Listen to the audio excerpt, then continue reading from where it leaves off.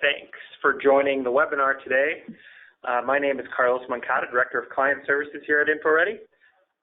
Today's Peer Spotlight webinar features guest panelists from Saginaw Valley State University here in the great state of Michigan, which has gray overcast skies and is expecting 4 to 6 inches tonight of snow. Our panelists today are Dr. Brian Thomas, who is Associate Vice President for Academic Affairs, and Rebecca Clifford, who is Administrative Assistant to the Provost and Vice President for Academic Affairs. Saginaw Valley State University, as I mentioned, is based here in Michigan. It was actually the second institution to adopt InfoReady Review back in 2014. Excuse me. It was originally adopted in the Office of Sponsored Programs, and over time, it expanded to other units, including use in academic and student affairs. Brian and Rebecca will discuss the unique way in which they use InfoReady Review for programs that are not really typically managed in the system, but which the system can handle. So the main concepts involved are collecting data, reviewing the collected data, and then making decisions based off of that. And they're going to get into that more. Before getting started,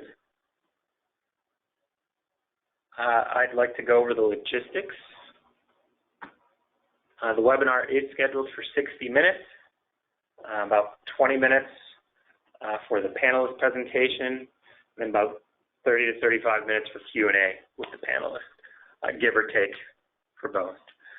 Now with the logistics covered, I'd like to introduce you to Dr. Brian Thomas and Rebecca Clifford from Saginaw Valley State University.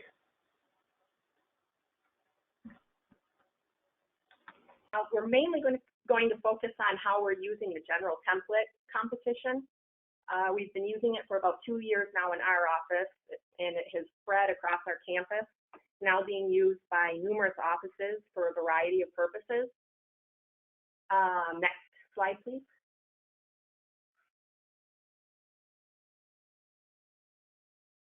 A little bit about SVSU. We're in Saginaw, Michigan. The university was founded in 1963, and we are the youngest of the 15 public Michigan universities. We serve around 8,600 students. We have 1,300 total employees, 240 faculty, and 5 academic colleges. Like I previously mentioned, many offices on our campus are utilizing InfoReady for a variety of purposes. Our Sponsored Programs Office has been utilizing the Funding Opportunities template, I don't know, 6 or 7 years. But the creation of the general template 2 years ago has given us the ability to use the system for non-financial purposes. This list above is just a quick overview of some of the ways that it's being utilized by faculty, staff, and students. That includes data collection for annual assessment report submissions, visiting artist and scholar proposals, and applications and nominations for student fellowships, awards, and study abroad travel grants. Today we're going to focus on the top 2, faculty development and study abroad. I'm going to share how we're using the general template to interact with faculty, and then Brian will talk about how the study abroad office is using the system for both faculty and students. Next slide, please.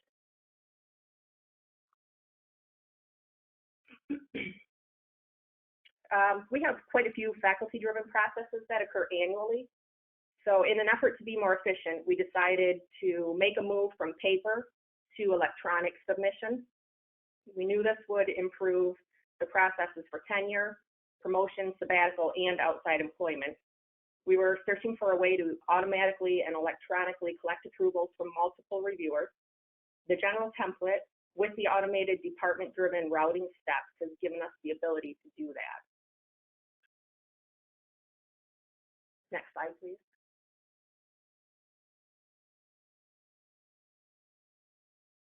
We began with the outside employment notification. The workflow for this form is one of our more challenging routing processes.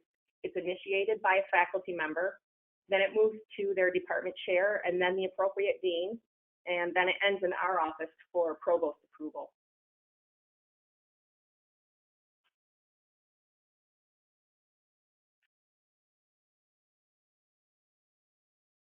Initially, I worked with InfoReady staff to set up our organization's hierarchy and reviewer roles in their system. We provided them with the names and email addresses of all participants that we wanted to involve in the approval process, including the department chairs, the deans, and the provost. A very useful and convenient feature of the organization functionality is the ability that I have to edit that list at any time. So if we get a new chair appointed to the art department, I can easily go in and make that change on my own under the administration tab.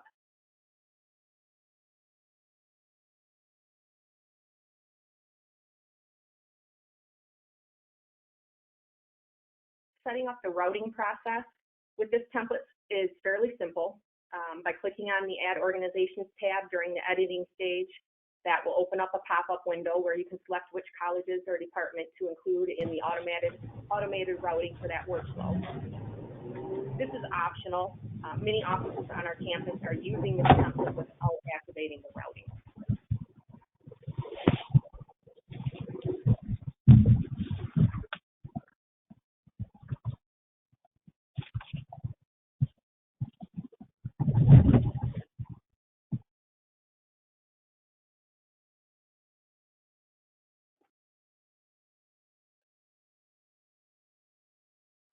This section is where you select which reviewer roles you want to include in your form. For our outside employment notification, routing step 1 is assigned to the department chair, step 2 is the dean, and step 3 is the provost.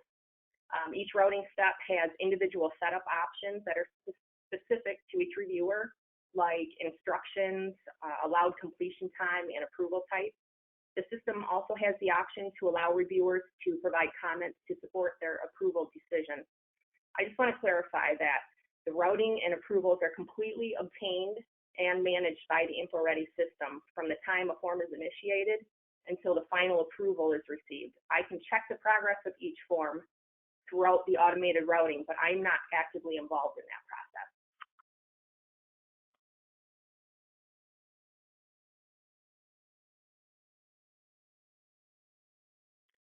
This is our completed outside employment notification. There are several tools that I've incorporated into our forms to make them as user-friendly as possible for our faculty. For instance, if the process is addressed in their faculty contract, I copy that section and paste it into the description of the form so they can easily review it.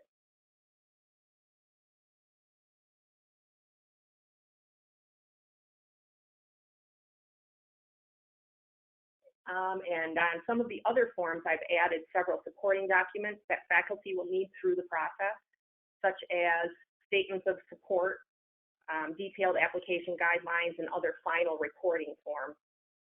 These files are available under the competition files section. I quickly realized when we started using this template that adding all of this information really cut down on the questions and the confusion that faculty were having. Now I just try to make each competition a one-stop location that provides all of the information they'll need to complete whatever process they're working on.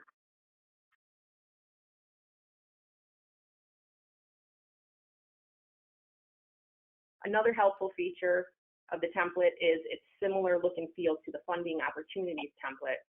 Our faculty were already familiar with that system, so the transition process was fairly simple.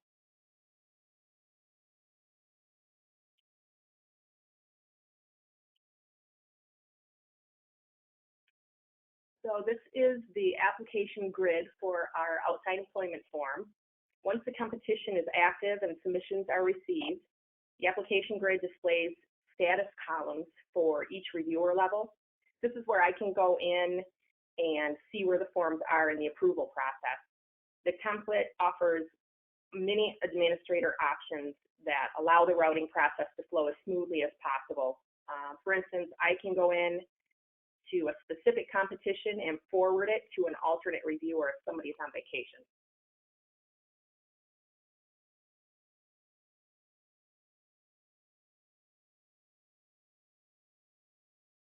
As most of you probably know, a key tool in the InfoReady system is the download report. I've started being very thoughtful about what information I want available in this report since using the general template. I've begun to format the competition requirements with that in mind in order to get the report created how I want it to look. So for example, I've added email address to many of our competitions so I can easily copy all of the addresses from the report when I need to later send a mass email to all of the applicants. Also, current job title is now a required field, so I can copy and paste that information into their official approval memos that get sent from the Provost. This next academic year, I'm going to add office location to our forms so that I can easily pull that information from the report for inter-office mailing labels. Using the download report as a sort of database is allowing me to better utilize my time as I follow these processes through to completion. I was repeating my steps over and over, so this has really helped.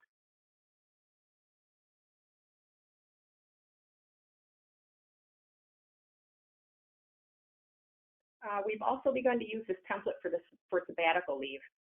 As with the outside employment notification, several resources are again available under the competition file section.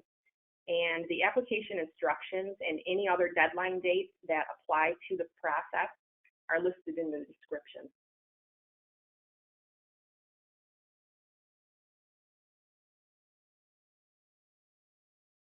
So on this form, in addition to the standard detail requirements, this competition has upload options for each required piece of their proposal, current CV, and previous sabbatical report. The form clearly lays out step-by-step requirements for submitting a proposal. It keeps an incomplete proposal from even being submitted. There's also a checkbox at the bottom of the form to remind them of the reporting requirements at the end of their sabbatical leave. The resulting PDF of the proposal that the system creates is organized, complete, and easy to review. For us, the general template has been very useful and convenient to these types of processes. It was a slight transition moving from paper to this new format, but it's been well received not only by our faculty, but also by the administrators who are in the reviewing roles. I would definitely recommend it for faculty processes, especially the automated routing. It absolutely helps improve our efficiency and has really simplified the processes, which used to be paper and kind of painful. So with that, I'm going to pass it over to Brian so he can tell you how he's using it with our study abroad program. Thanks, Becky. So I'm going to kind of echo something that she said in terms of the more you use it, the more you sort of want to use it. And I'd actually been using the system for some specialized student programs to accept applications, and certainly used it as a faculty member and administrator to apply for grants and things like that. And then I want to say 5 or 6 years ago, when I started managing study abroad systems, I realized I had a few things go wrong, I guess, for lack of a better phrase, that made me realize we needed to change some of the processes. And I guess I'll highlight a couple of those. That one, I found out after a group of students and faculty returned from India that they were in India, which of course raised some risk management concerns. And then around that same time, we also had a staff member who was traveling to Mexico City, land there about 15 minutes after, 15 minutes before a major earthquake shut down the airport, and also limited significantly the ability to communicate with that staff member. Luckily, in both cases, nobody was injured and nothing really bad happens, but they certainly, both of those instances highlighted our need to engage in more robust risk management, as well as to have a system to manage the information regarding travel. And I think especially for international travel, that can be a real challenging set of circumstances, because there are often last-minute changes that are made to itineraries. For our larger, more robust programs involving large groups of students, we typically had a very good sense of what were the hotels people were staying at, what were the companies that they were going to visit, who were they working with, how were they traveling, what were their flight itineraries. Our real challenge actually had to do with smaller groups where we had faculty that may or may not have been with students who were traveling maybe to international conferences, or were engaged in sort of smaller activities where, for risk management purposes, we wanted to be aware of where they were, but there wasn't, it was much more difficult to track what they were doing and when they were going to be in particular locations. And then, of course, we also had the federal requirements related to visual compliance to make sure that any equipment that people were bringing met guidelines for the federal government in terms of being allowed out of the country. And we also wanted to make sure that people that our faculty, staff, and students were meeting with were meeting federal guidelines for being approved people. So we put together the International Travel Registry and Safety Plan as what we were searching for, which is sort of a catch-all mechanism for risk management, collecting emergency contact information, and then meeting our federal visual compliance obligations, with the idea that truthfully 90–95% of the time it is not something that we were going to need. And that really, as was the case, I'll illustrate, I guess, with the India trip, we just needed to make sure that we had the information so that if something went wrong and we were contacted by a parent, contacted by where maybe there's a emergency in the United States where we had to reach out and contact the trip, or as in the case in the Mexico example, if there was a problem out of the country, to make sure that we had a plan to reach out to the individual or individuals who were out of the country, where maybe the cell phone system did not work.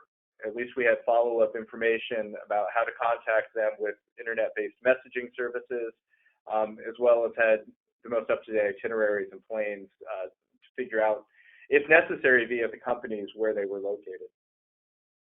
So you can flip. So this form was provided to basically everybody as a mandatory form that needed to be filled out for everybody that was leaving the country.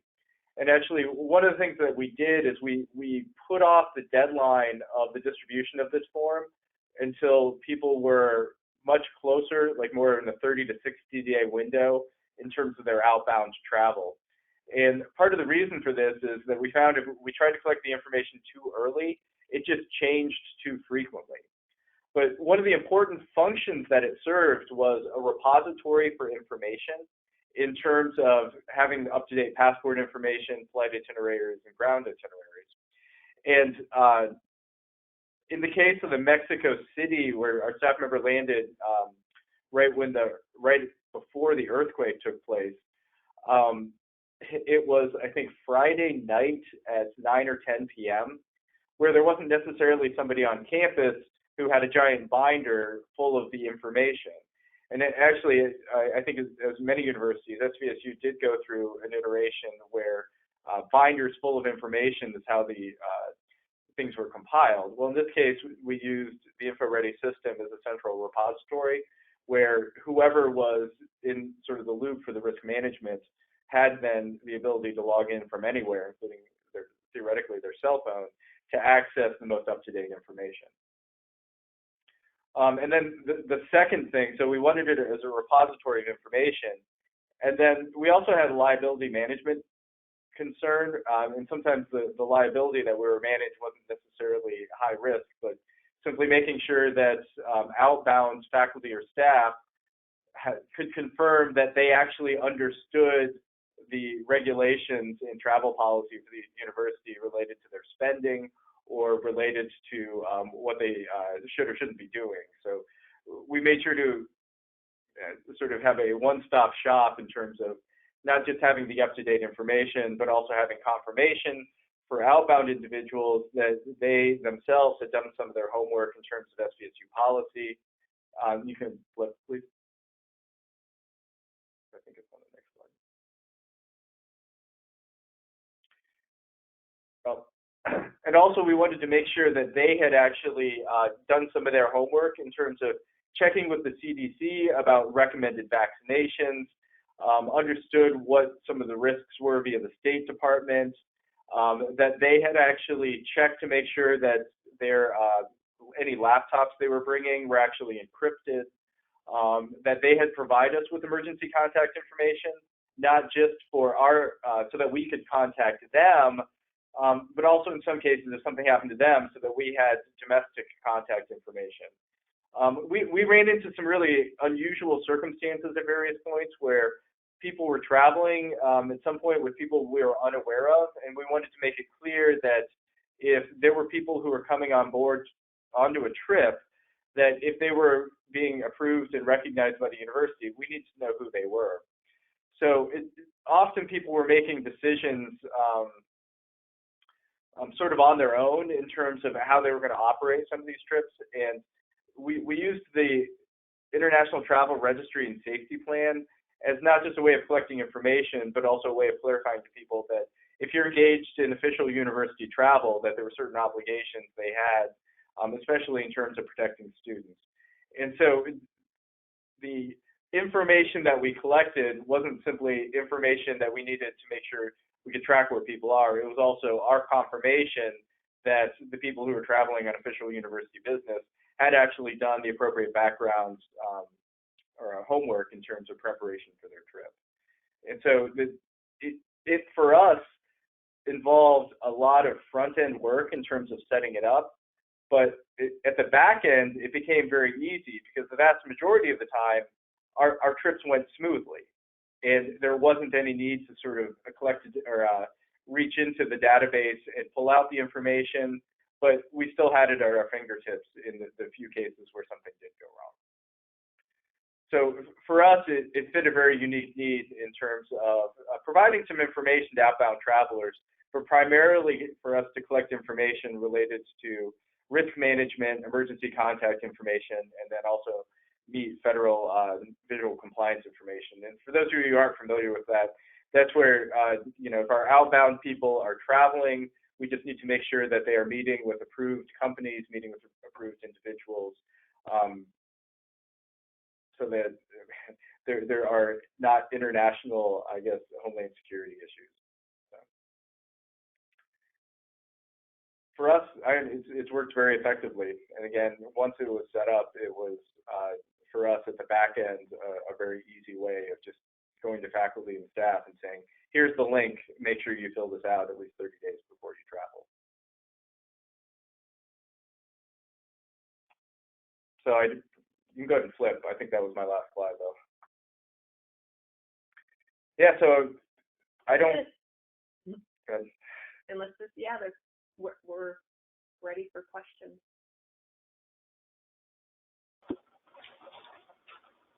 Thank you, Brian and Rebecca, for sharing all that great information about how you manage your processes. The contact details for Brian and Rebecca are on screen. We're going to leave those up in case you want to reach out to them. We've also received a few questions during the webinar, so let's dive in. I'm sure there's a lot of good questions that are going to be coming because these are, I mentioned earlier, these are unique processes that aren't often run through the system, so we're expanding minds today. You two are expanding minds. I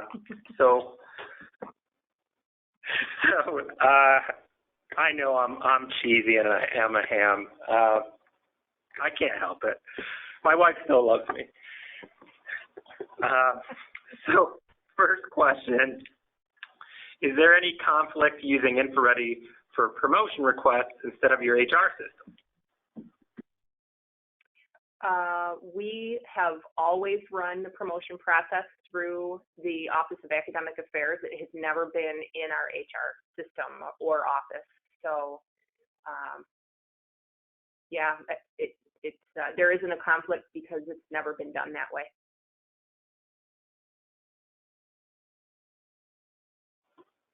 Thanks. It sounds like you made the rule, so you can choose how you collect the information.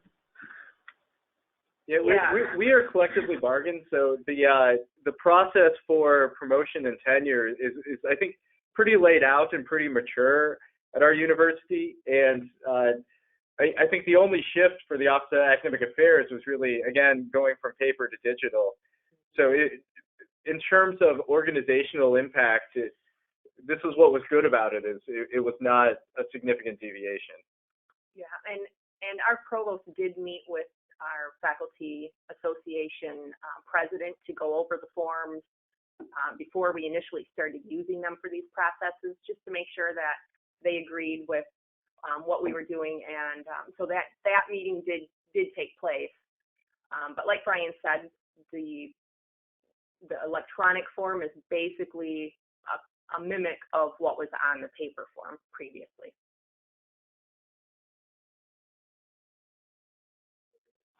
And there's a follow-up question to promotion and tenure there.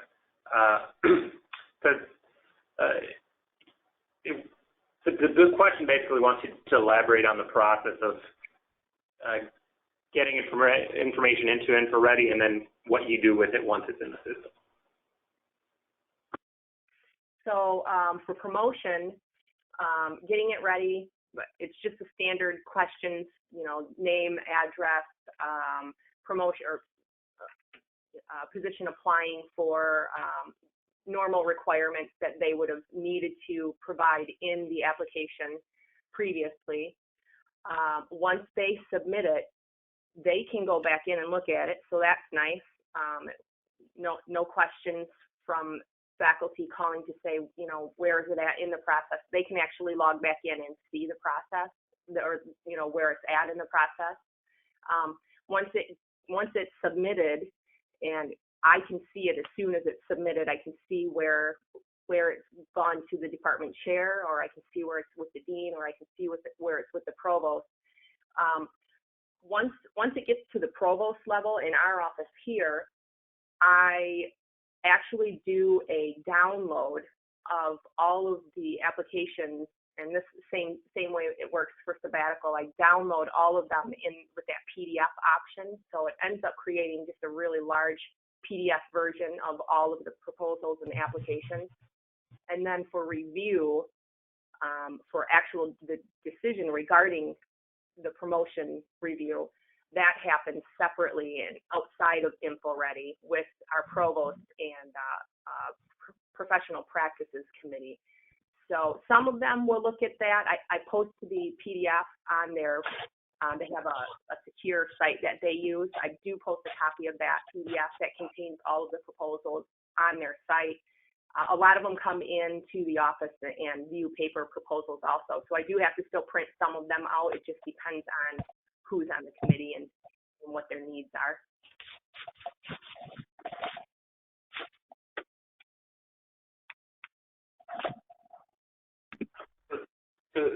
Thanks for that, Brian and Rebecca. And here's another follow-up question. This is regarding sabbatical approval. Do all applications go to the department chair, and then do all go to the dean and provost, even if some are not approved at the chair or dean level? Okay, so all of them go through all the way through the process then?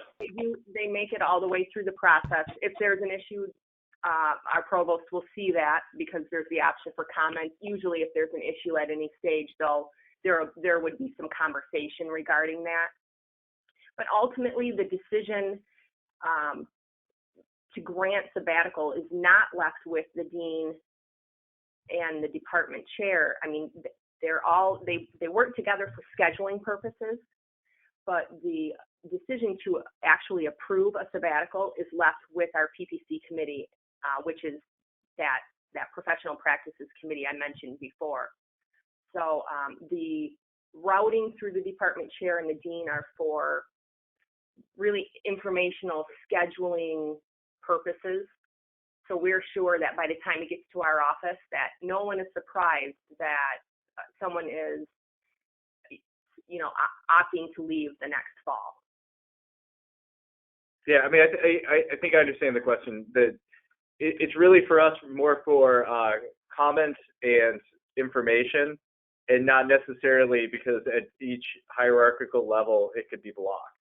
Right. Which I realize it can be at some universities, but that's not how our university is organized.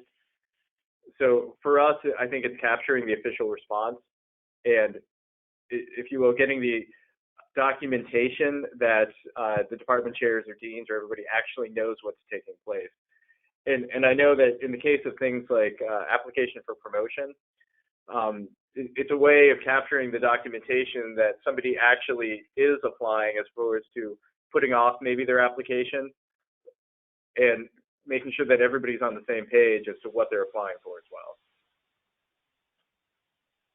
And of course, in a process like that, most of the time it's, I would say, relatively routine, but in the cases where there is uncertainty, of course, it has significant implications.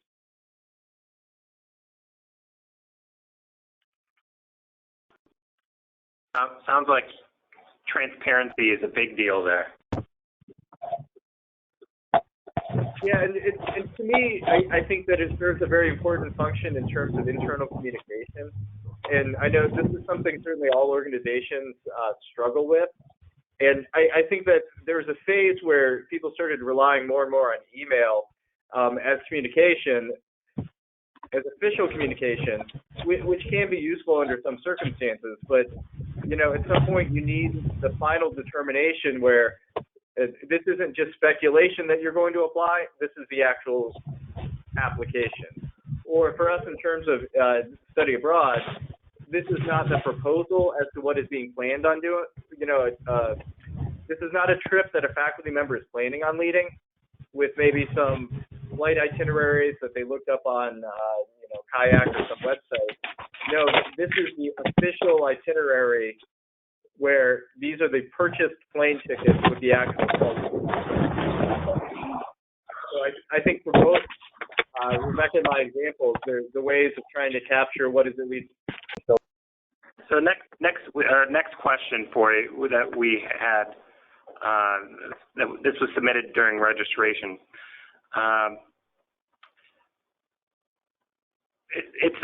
This one relates to how you go about promoting the forms and processes on campus.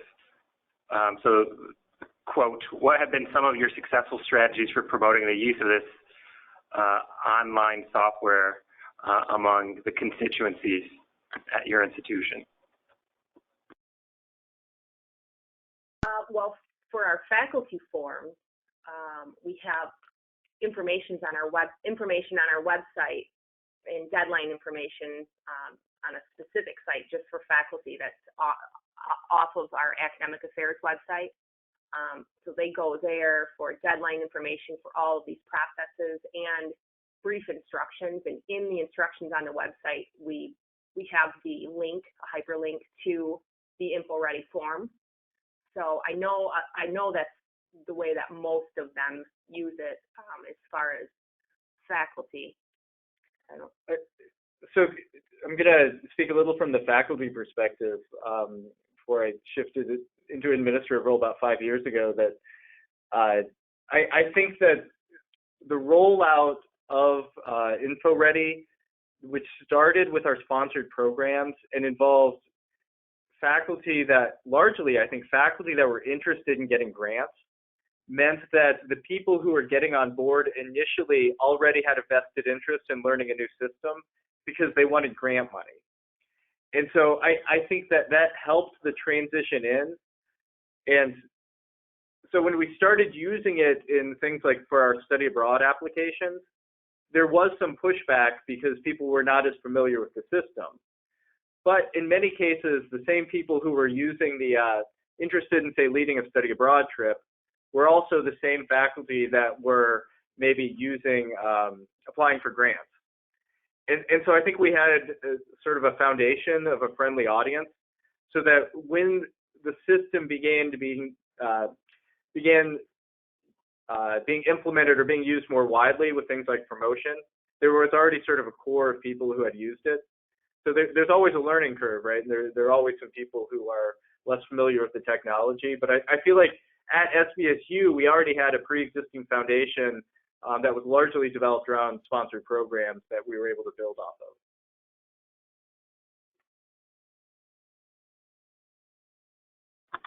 Thanks for sharing that, Ryan. Yeah, familiarity is definitely key. There's a couple questions, additional questions that go back to the topic about the organizational hierarchy in terms of how it's set up in InfoReady. So one question, and I think this will be InfoReady answering part of it and SVSU answering the other part. Quote, have you had competitions where you needed parallel hierarchies? For example, if one person has a joint appointment and needs 2 chairs to approve, is that able to be addressed in the system? So I'll let you handle that first part. I've never seen it. Yeah, we're not using any of our process. None of our processes have a situation where 2 chairs would need to review it at the same level. Ours is, it's usually for our institution, the initiator, the department chair, the dean, and then the provost. Yeah, the closest I can think of is we have had some study abroad trips where the proposals, again, follow the same hierarchy of, department chair, dean, provost. And we've maybe had trips that were led by somebody in political science and somebody in health and human services. So maybe in 2 different colleges. And we've always treated them as there is one primary trip leader that we've sought approvals through, and then maybe we forwarded the proposal via PDF or otherwise to other impacted parties as sort of a courtesy to make sure they're in the loop, but not necessarily included in the hierarchy. There is a situation with one of our larger colleges where the associate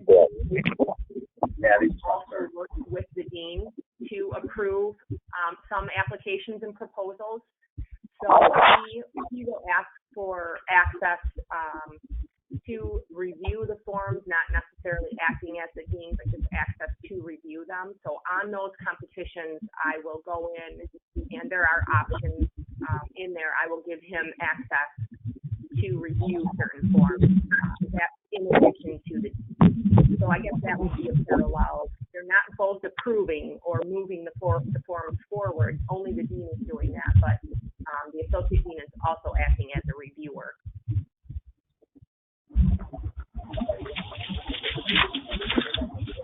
And we can hear someone else in the background. If you're using a phone, could you mute yourself, please?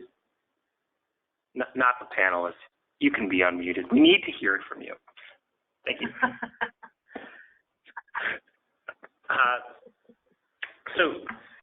So the second part to that question is about being able, can the system address multiple appointments and having multiple department chairs approve? Off the top of my head, I don't have a good answer for you. I don't, and off the top of my head, I don't think you can, but we're pretty resourceful over here. So I'll follow up with the person who submitted that question and give you an answer after we've tried a few things to see if the existing functionality can be leveraged in a way where you can get department chair approval for multiple department chairs in relation to someone who has multiple appointments. So we'll follow up on that one. Another question about the organization level details. Rebecca, this is directed at you. Can you elaborate a little bit on how it's set up, how you have it set up in the system, and how you manage the assignments of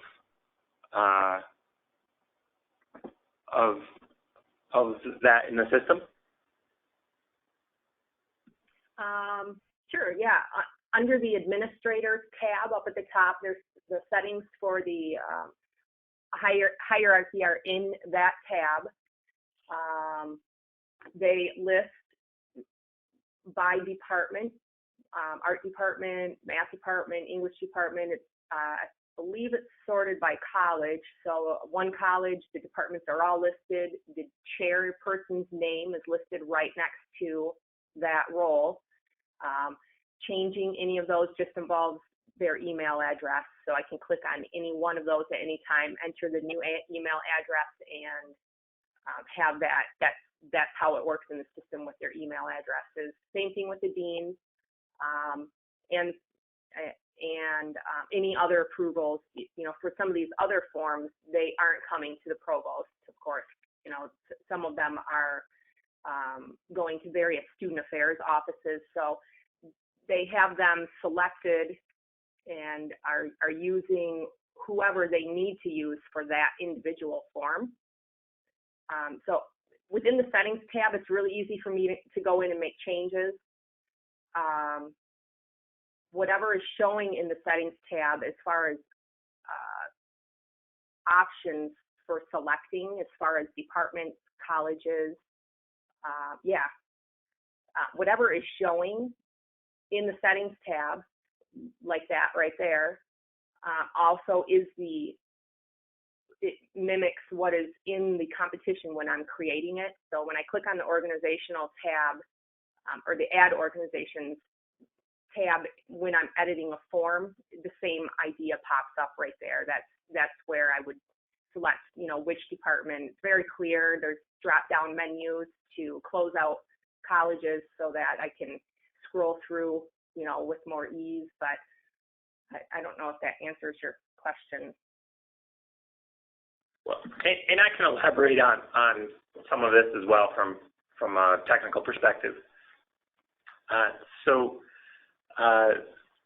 This feature where Rebecca and SVSU are able to identify department chairs, deans, and the provost, that feature has to be enabled on the back end by us, and then you would have the settings available to you. So that's called department-driven routing steps. The person who asked the question, you have access to enable it. It's actually available in all gold licenses for everyone who has a gold license, but you can also add it on separately. So if you would like to enable it, and if you have access to it and would like to enable it, please send us an email and we can work with you on getting it set up.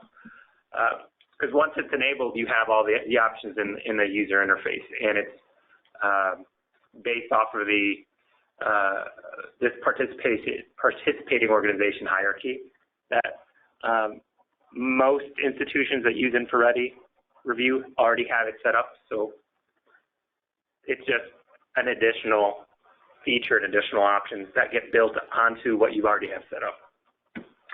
And so using this, you know, we'll map all of those approvers, if you will, the approvers and reviewers, to levels in the org hierarchy.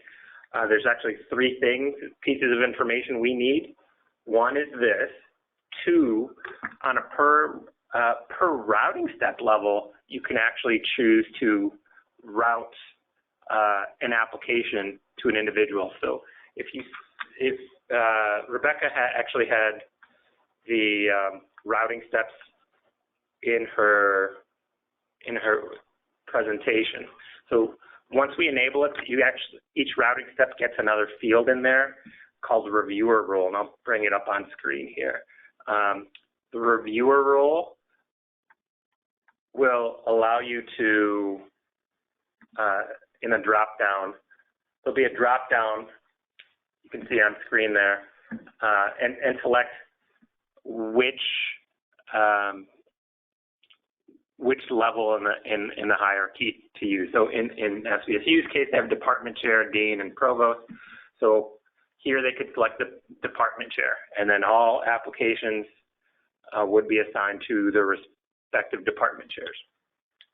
So that's the second piece of information. The third piece of information we need, or I should say the system needs in order to be able to do this, is in the application form, the applicant needs to identify which department they're in.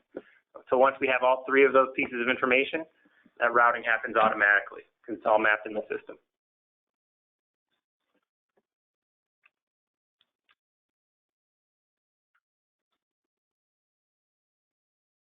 So you got what happens in practice from SVSU, and then I'll give you the technical background on that.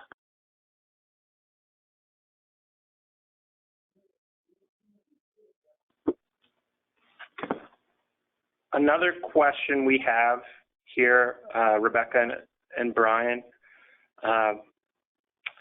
this relates to the data you get in the system. What do you load that into any other internal systems? I know you mentioned that you do for one of the processes. Okay. Yeah, I'm using the download report as a kind of database in itself.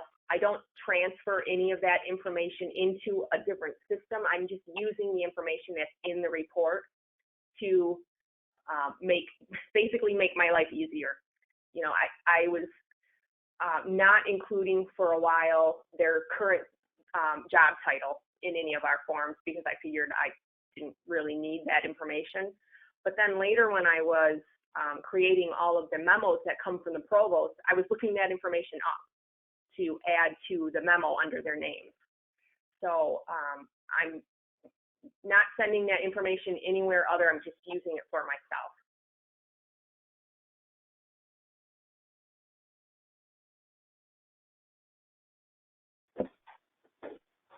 And Brian, how about for the travel registry? No, I mean, we did not, and actually it was important for us, I guess, not to. At the front end, so I didn't really talk about the front end proposals, but the front end proposals we didn't really want to modify because we wanted to make it clear what the faculty member who was leading a trip was committing to. And then at the back end, when we were collecting like the emergency contact information, we wanted it in an online system that was easy to access, and so that whoever was managing the crisis, if necessary, would have access to it. So we wanted the information behind a password-protected, control system, but we wanted one that was sort of universally available to people who we wanted to have access to it.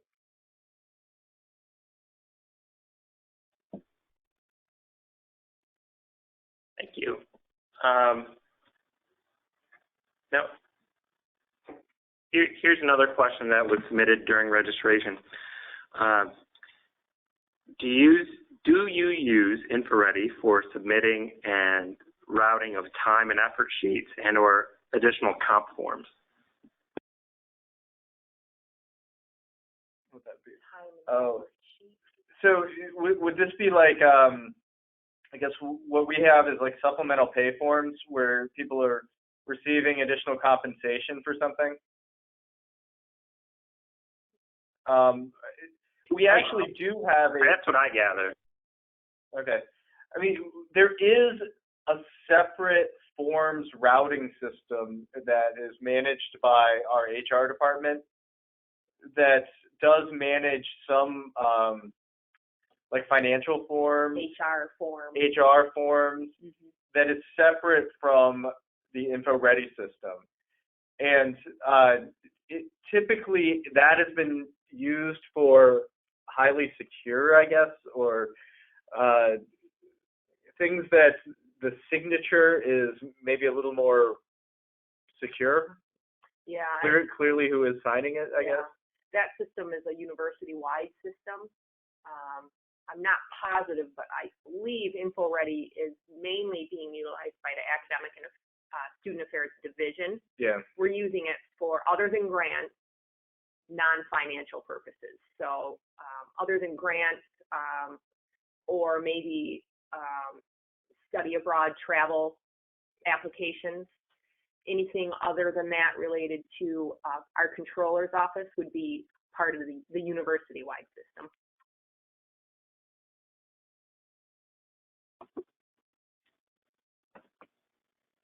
Thank you for that. We got another question about right, setting up the system for like the department chairs and deans in the system. So the question is, how often do you need to update department chairs? Usually, a chair renewal happens every spring. So I usually will go in. Usually, it's by the end of May, where our faculty association will have the assignments out for the new department chairs. It's not all of the departments every year. They're kind of on a rotating cycle. So yeah, just once a year. Yeah, we actually, compared to most universities, we have a high degree of department chair turnover. So they're actually 2-year elections, although some department chairs keep getting reelected, so are I guess semi-permanent. But there are some departments they change department chairs every 2 years, and then they're not all, as Rebecca said, they're not all in the same cycle. So we'll go through new department chairs relatively quickly compared to some universities.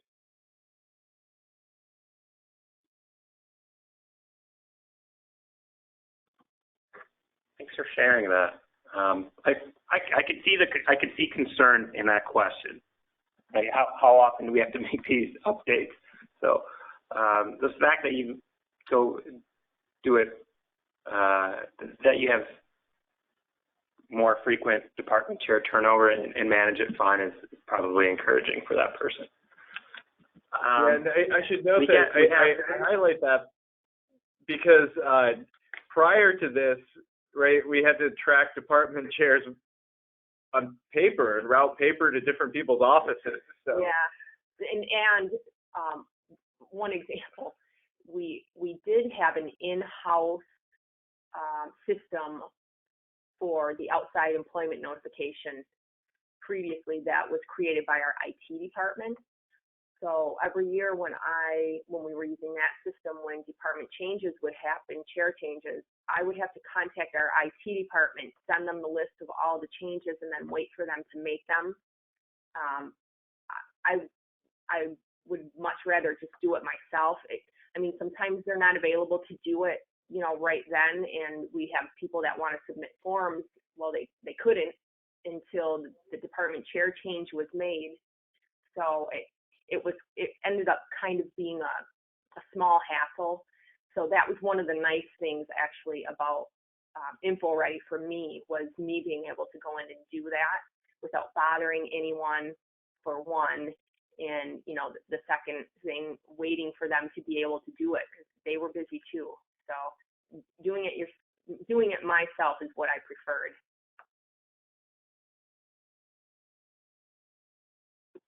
Oh, that's good.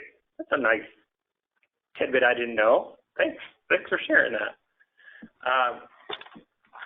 We've got 3 minutes here, so time for a couple more questions. One of these, I've kind of been sitting on this one. I'm sorry to that person. Asked whether, do you have to use a general template for these purposes? And so let me answer that one, actually. Or you can elaborate on it as well. So what SVSU is doing does not necessarily require the general template per se. However, with the general template, they can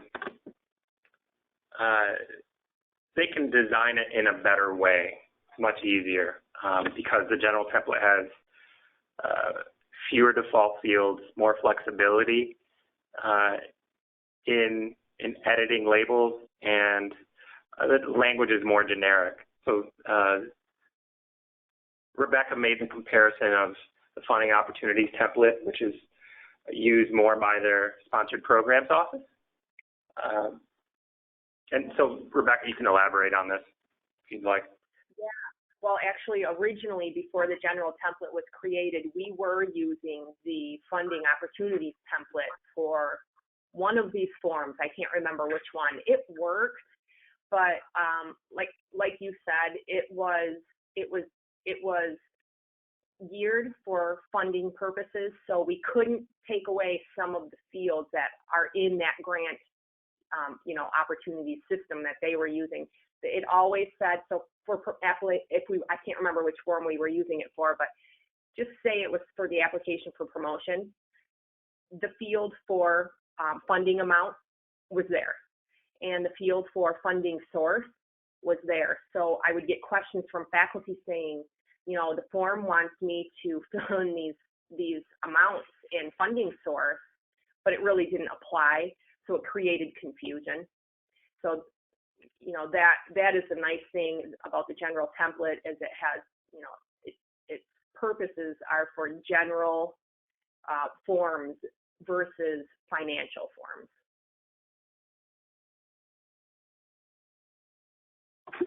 Well, thanks for sharing that before and after. That's really helpful.